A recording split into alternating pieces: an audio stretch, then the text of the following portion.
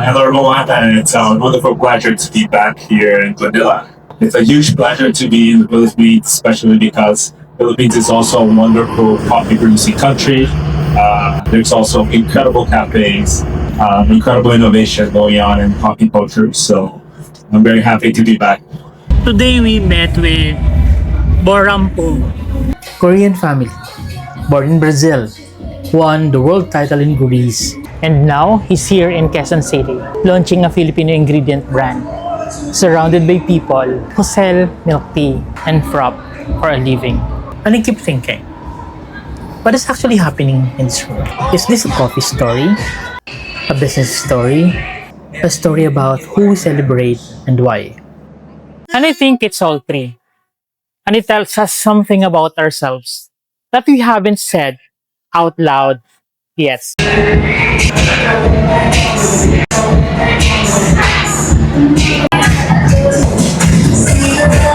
Let me tell you who Boram actually is.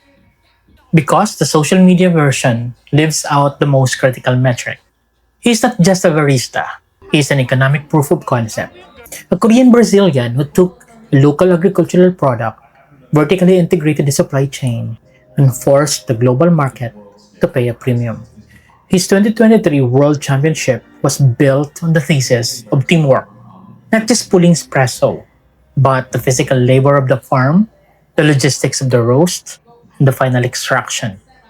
So seeing him back in Manila, not at a high-end specialty roaster in Makati, but at an event place for a brand that sells coffee concentrates to sari-sari store owners, is a deliberate collision of two completely different economies. And one of the reasons why I'm excited to work with Easy is because when I first tried Easy products, I was very impressed with the flavor precision of the products, which needs to be reflected into a cafe business. And I think working with a more commercial brand like this is very important because we're able to really scale businesses and bring consistency into the products that businesses want to serve in different countries, in different cities, and really cater towards more generic customers. So for me, it's all about the flavor precision of the syrups and obviously the consistency of the quality. Sir Lawrence Wang is here. Easy Brand Economies. Hi, Sir Lawrence. Si Boram, syempre siya, worldwide champion siya. So for him to appreciate our product, this is really big for me. So I am very happy and very proud for this partnership with Boram. Easy Brand is the machinery of the Filipino micro-entrepreneur. Having a world champion stand next to the brand that fuels our informal economy is a disruption of the hierarchy. It asks us to look at where the real scale of our industry actually lives.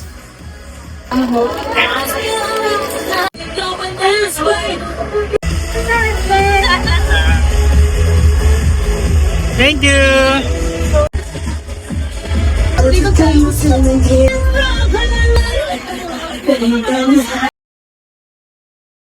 Let me show you what coffee actually looks like in Metro Manila right now, because there is not one Philippine coffee culture. There are at least three, and they almost never talk to each other. The first is the world that Boram professionally inhabits: specialty coffee, third wave, single origin, pour over, the 180 to 380 pesos a cup. Yardstick Coffee in Makati just ranked 34th on the world's 100 best coffee shops list in 2026. These are places where the barista knows the name of the farm, the elevation, the processing method. But here's what I know as a wealth planner. The 280 peso cup is not a neutral object. It is a class marker. It signals something about who you are, where you work, what you earn. In a country where the daily minimum wage in Metro Manila is around 645 pesos, a single cup of specialty coffee is nearly half a day's pay for someone at the bottom of the formal economy. That is not an argument against specialty coffee. It is an argument for understanding what we are actually talking about when we talk about it.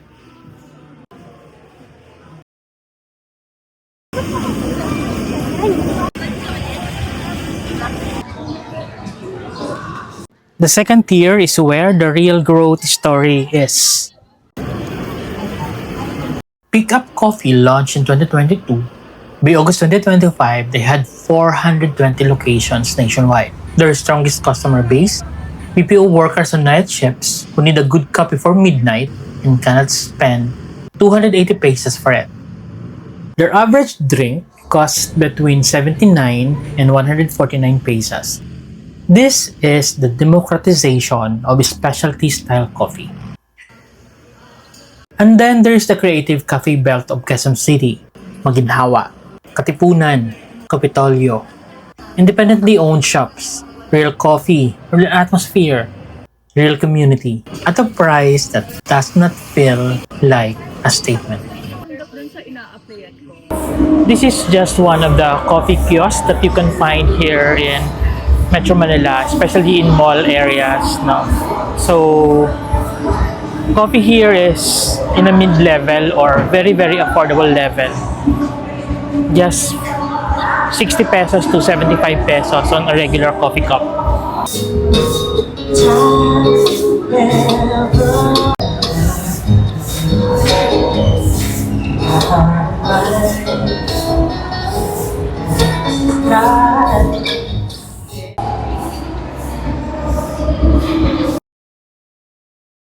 And then there's the third tier, the one that actually feeds the most people. Instant coffee. 3-in-1 sachets, the 7 peso cup from the corner store, the barako from a thermos at the wet market. This is where 60% of Filipino coffee consumption lives. This is the tier that Easy Brand operates in and adjacent to. They make liquid espresso concentrate, so a sari-sari store owner does not need an 80,000 peso espresso machine. They make flavored syrups and packaged coffee beans from Atok and Tublay in the Cordillera, priced for the entrepreneur starting with 2,000 pesos, not 2 million. 3 tiers, 3 Philippines, all drinking coffee. Almost none of the money from tiers 1 and 2 reaching the people in tier 3.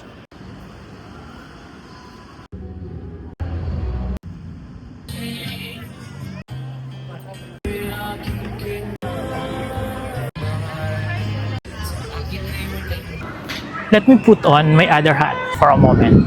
The one that says Wealth Planner on it. The Philippine coffee market, combined at home and out of home, is worth over 7.5 billion US dollars in 2025. That is a significant industry. And yet the farm gate price for Arabica in the Philippines, what the farmer actually gets paid per kilogram, was less than 300 pesos in early 2025 per kilogram for a product that might retail in a specialty cafe at 2,000 to 4,000 pesos per kilogram of beans and 280 pesos per cup after extraction. That markup is somewhere between 700 and 1,300% depending on where you're counting from. Now, I want to be fair. Between the farm and your cup, there is processing, there is roasting, there is logistics, there is rent, there is labor, there is equipment, there is skill. The cafe owner is not simply pocketing the difference. But the farmer is also the most vulnerable person in the entire chain, the one with the least capital, the one with no fallback, the one whose children are most likely to leave the farm the moment a BPO job opens up in the nearest city. Consumption is rising. Cafes are proliferating. Instagram is full of pour-over content, and the farmer situation has not fundamentally changed.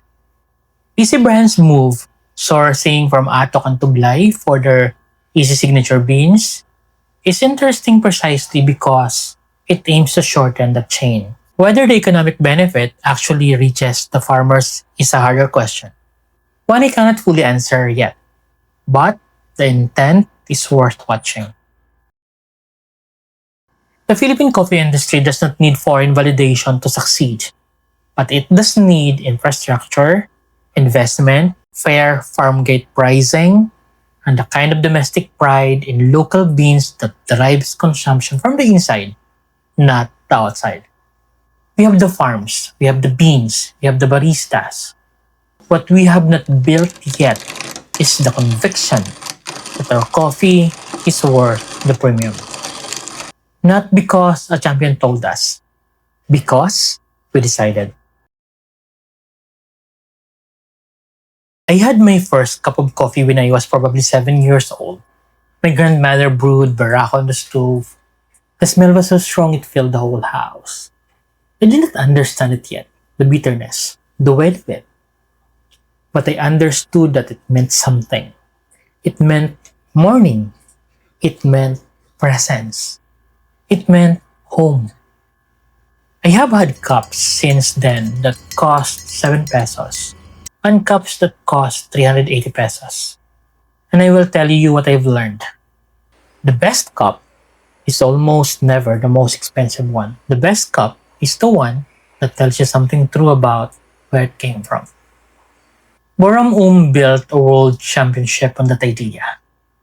That coffee is a story from the farm through the hands into the cup. The Philippines has an extraordinary story to tell. We just need to stop waiting for someone else to tell it first.